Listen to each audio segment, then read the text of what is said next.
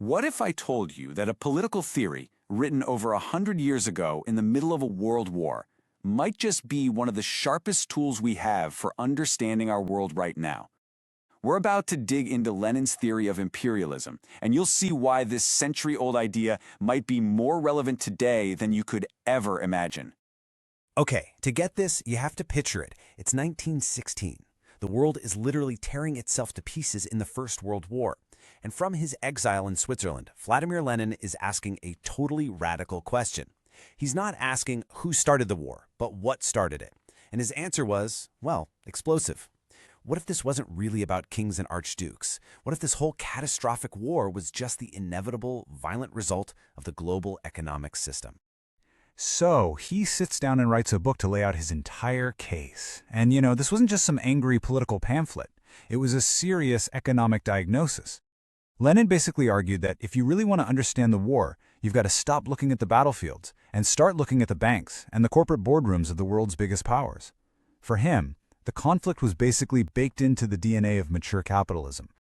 And this was his big idea. Imperialism isn't just a policy choice that a country can make, like deciding on a new tax law.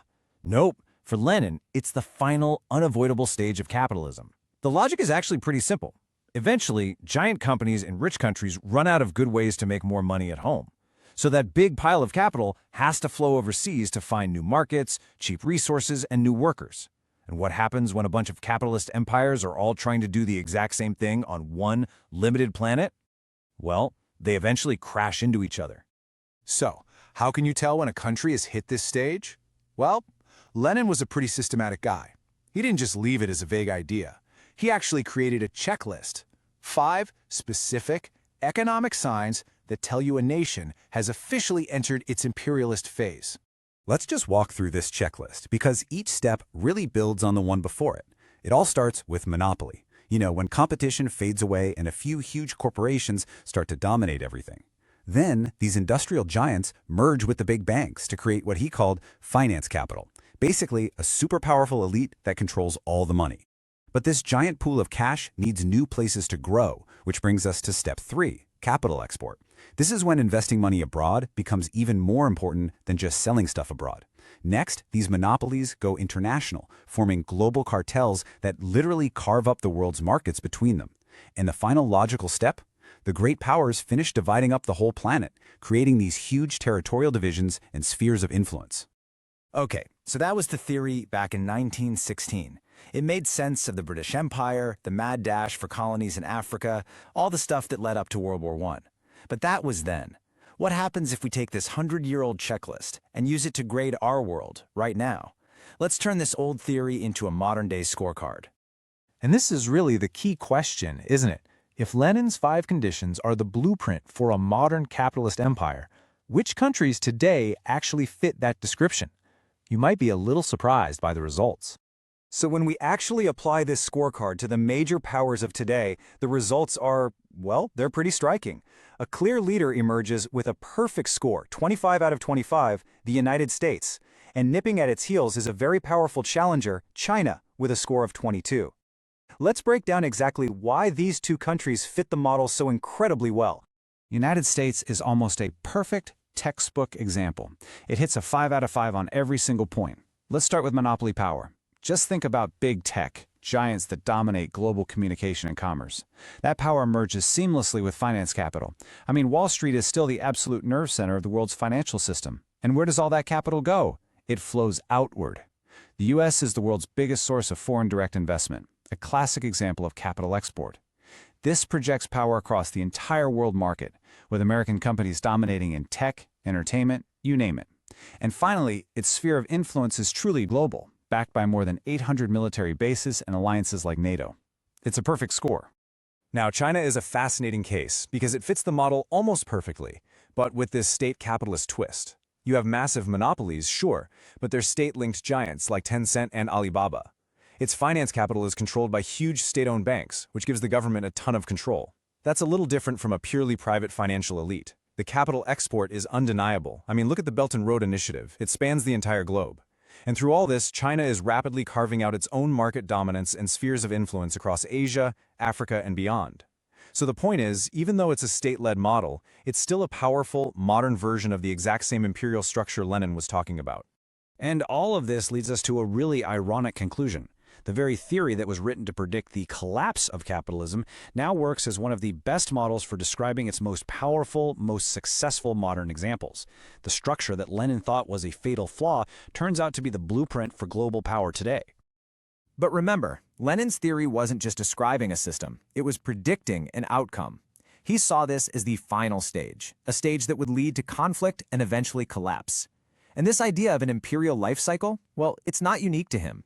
When you put his economic model next to what historians have found by studying the rise and fall of great powers, a really clear pattern starts to emerge. If you look at history, you see this clear succession of global powers, almost like a relay race of dominance. You had the Spanish Empire built on silver from the New World, then the Dutch financial empire, then the massive industrial British Empire, and finally the American-led order of the 20th century. Each one rose, dominated for a time, and then eventually made way for the next one. It's a powerful reminder that no empire lasts forever. So, of course, this leads us to the big, unavoidable question. If this is a repeating cycle, where is the current leader, the United States, right now? When you apply this historical model, the diagnosis points toward the later stages of the cycle, a phase that's often called imperial overstretch. And the signs are classic. We've seen them in past empires that were in decline. Think about it. Massive military spending all over the world? Check. A huge and growing national debt? Check. Big gaps between the rich and the poor at home? Check. Deep, bitter political divisions? Double check. These are the symptoms. So that if the current global leader is showing all the signs of being overstretched, it begs the question, what comes next? What does this power shift actually look like as we move through the 21st century? The models point to a few key possibilities. There are really two main scenarios that people talk about. On one side, you could have a bipolar world, basically a new Cold War, this time between the US and China, where the rest of the world is forced to pick a side. The other possibility is a multipolar world, where power is more spread out between several big regional players, a North American bloc, a Chinese sphere, maybe an Indian one, a stronger EU. In that world, there's no one in charge, just a complicated balancing act. But hold on, there is a third and much more radical possibility we need to think about.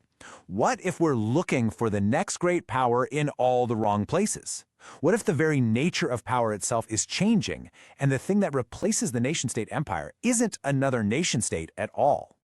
This third scenario suggests that real world-shaping power is shifting away from governments and towards these massive transnational networks. Just think about it for a second.